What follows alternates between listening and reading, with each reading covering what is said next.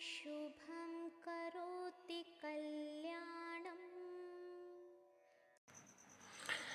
आज हम सबसे पहले कुछ संख्याओं के बारे में जान लेते हैं। सबसे पहले प्राकृतिक संख्या किसे कहते हैं? प्राकृतिक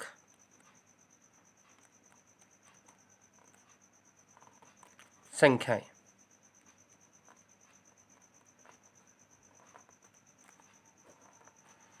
यानी natural number, NATURL, natural numbers. वे संख्याएं जिनको हम वे संख्याएं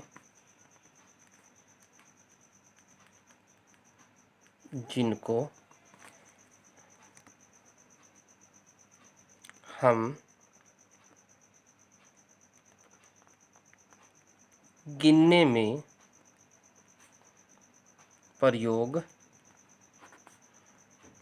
करते हैं उन्हें हम प्राकृतिक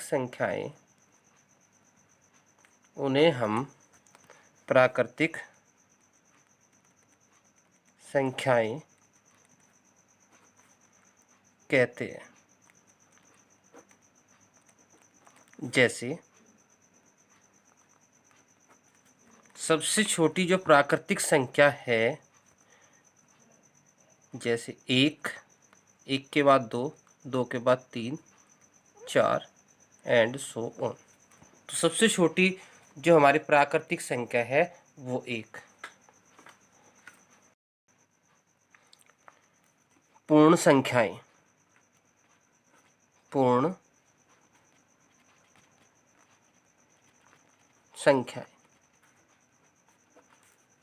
यानी वूल नंबर,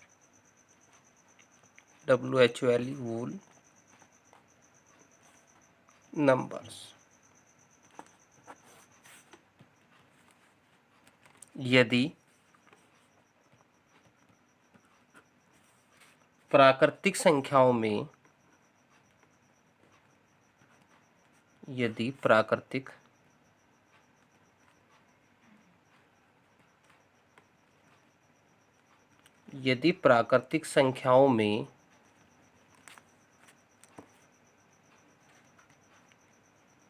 शून्य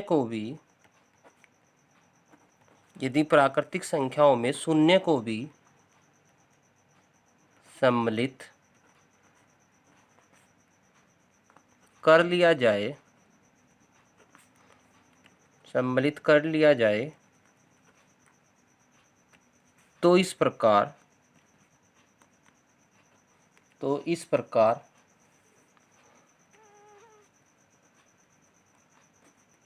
बनी संख्याएं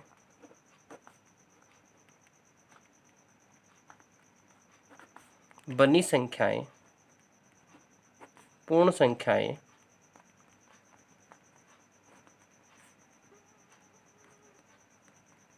कहलाती है। जैसे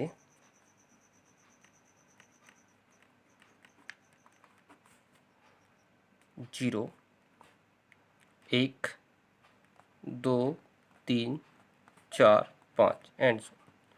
इसमें सबसे छोटी जो पूर्ण संख्या है वो 0 है। पूर्णांक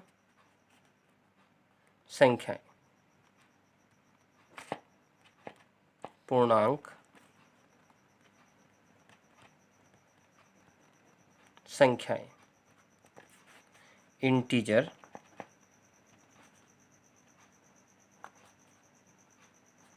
नंबर्स।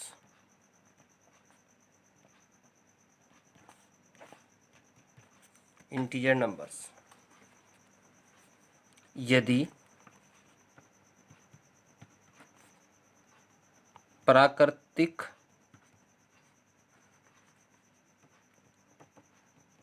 संख्याओं में यदि प्राकृतिक संख्याओं में ऋण चिन्ह लगाकर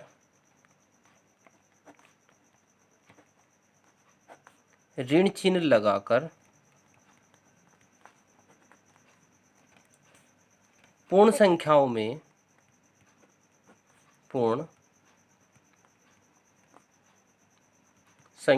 में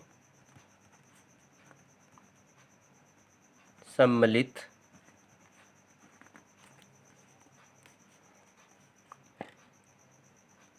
कर लिया जाए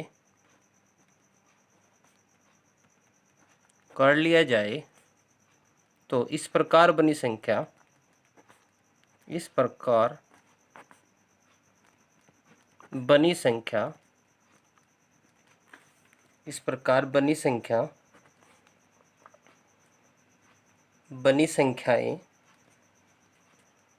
संख्याएं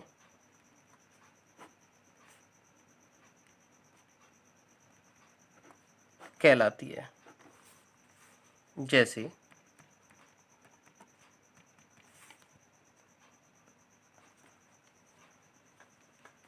0 के दाईं तरफ हम लिखेंगे 1, 2, 3, 4 एंड सो ऑन। 0 के बाईं तरफ -1, -2, -3 एंड सो ऑन। इसमें ये संख्याएं शून्य के दाईं तरफ, इनको हम कहते हैं धनात्मक संख्याएं।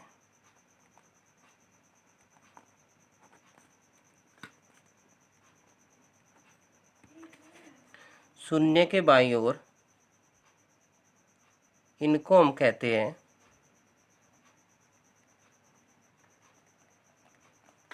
ऋणात्मक संख्याएं। और 0 न तो धनात्मक संख्या है और न ही ऋणात्मक संख्या। शून्य के बाईं ओर ऋणात्मक संख्या और शून्य के दाईं ओर धनात्मक संख्या, और शून्य न तो धनात्मक संख्या और न ही ऋणात्मक संख्या। परिमेय संख्याएं।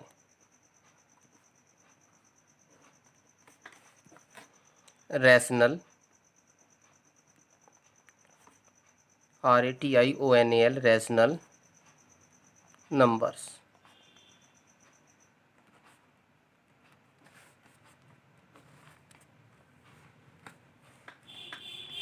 वह संख्या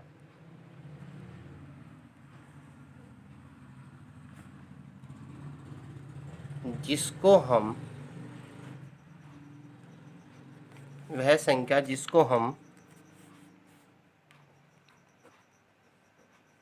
P/Q के रूप में व्यक्त कर सकते हैं,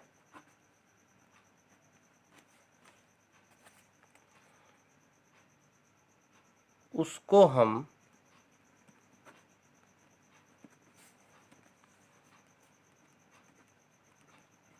परिमेय संख्या कहते हैं। जहां Q ≠ 0 और P व Q दोनों पूर्णांक है। यहाँ P भी पूर्णांक राशि है और Q भी पूर्णांक राशि है, और ये जो हर होगा वो ≠ 0। हर शून्य नहीं हो सकता, अंश शून्य हो सकता है, क्योंकि कंडीशन है कि Q ≠ 0। जैसे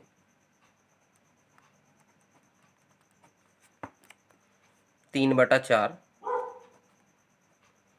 अंश भी पूर्णांक, हर भी पूर्णांक। 3/4 या 5/6 भी लिख सकते हैं, 0/2। जबकि हर 0 नहीं होना चाहिए, क्यू नॉट इक्वल 0 आदि। यदि हमारे पास कोई पूर्णांक है हमारे पास 4, तो ये भी एक परिमित संख्या है, क्योंकि इसके बटे में हम 1 रख सकते हैं।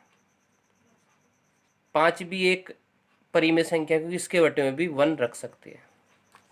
अतः हमारी परिमित संख्याएं 3/4, 5/6 व 0/2 आदि संख्याएं हैं।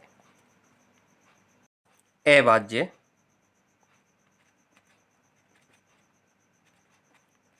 संख्याएं।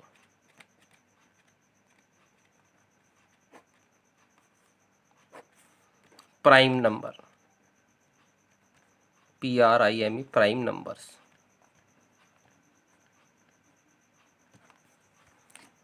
वे संख्याएं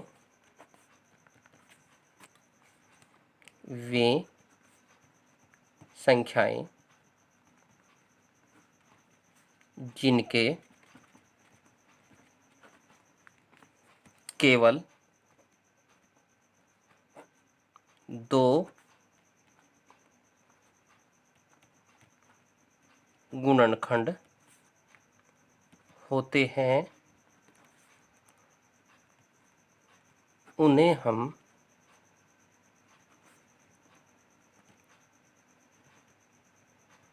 अभाज्य संख्याएं कहते हैं। जैसे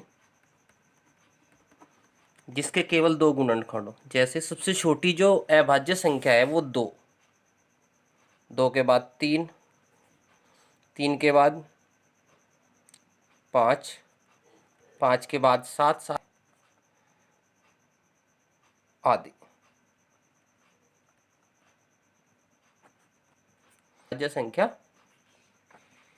नहीं है, तो जिसके केवल 2 गुणनखंड हो उन्हें अभाज्य संख्या कहते हैं। या दूसरी परिभाषा इसकी,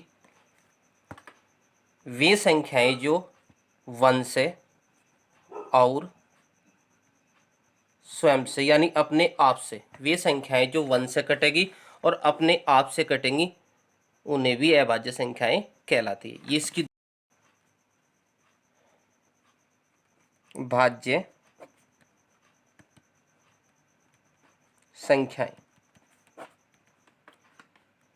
composite number, COMPOSITE, composite numbers. वे संख्याएं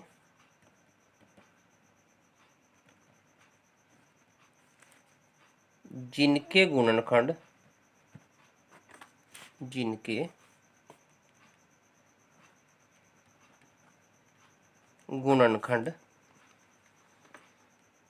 2 से अधिक होते हैं। वे संख्याएं जिनके गुणनखंड 2 से अधिक होते हैं, उन्हें भाज्य संख्याएं कहते हैं। जैसे सबसे छोटी जो भाज्य संख्या हमारे पास 4, क्योंकि इसके गुणनखंड 3 है। ये 1 से भी कटेगा, 2 से भी कटेगा और 4 से भी। 4 के बाद 6, ये 1 से भी कटेगा, 6 1 से भी भाग होगा पूर्णतया, 2 से भी, 3 से भी और 6 से भी। तो इससे गुणनखंड भी 2 से ज़्यादा है, 2 से अधिक है। 4 के बाद 6, 6 के बाद 8, 8 के बाद 9 आदि। अब 4 1 से भी कटेगा, 2 से भी और 4 से भी। 6 1 से भी कटेगा, 2 से भी, 3 से भी और 6 से भी। इससे गुणनखंड भी 2 से ज़्यादा है। 8 1 से भी भाग होगा, 2 से भी होगा, 4 से भी होगा, 8 से भी होगा, तो इसके गुणनखंड भी 2 से ज़्यादा है। इसके गुणनखंड ये 1 से भी कटेगा, 3 से भी और 9 से भी। इसके भी गुणनखंड 2 से अधिक, इसलिए ये कौन संख्या है? ये भाज्य संख्याएं हैं। तो सबसे छोटी जो भाज्य संख्या है वो 4। उसके बाद जो 1 होगा, अब ना तो ये भाज्य संख्या है, न तो भाज्य संख्या है, और न ही अभाज्य, क्योंकि भाज्य में गुणनखंड होंगे 2 से ज़्यादा और अभाज्य में गुणनखंड 2 से 2 होंगे। अभाज्य में गुणनखंड होंगे 2, तो जबकि ये इसके गुणनखंड केवल 1 है, तो 1 न तो भाज्य संख्या और न ही अभाज्य। तो सबसे छोटी जो भाज्य संख्या है वो 4 और सबसे छोटी जो अभाज्य संख्या वो है 2।